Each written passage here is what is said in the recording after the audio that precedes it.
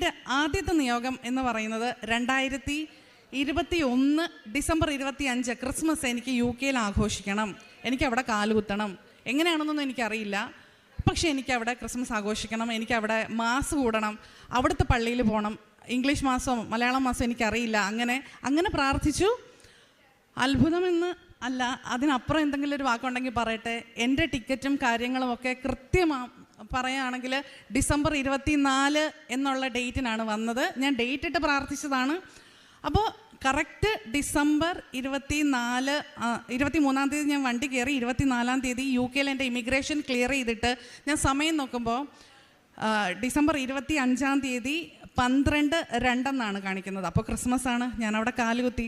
അപ്പോൾ ഞാൻ അവിടെ മുട്ടുകുത്തിയിട്ട് ആ ഇമിഗ്രേഷൻ എൻ്റെ ആ പെട്ടിയും കാര്യങ്ങളും ഒക്കെ ഉണ്ട്, അത് ക്ലിയർ ചെയ്തിട്ട് ഞാൻ അവിടെ മുട്ടുകുത്തിയിട്ട് ഞാൻ കരയുവാണോ ചിരിക്കുവാണോ എന്ന് എനിക്കറിയില്ല. ഞാൻ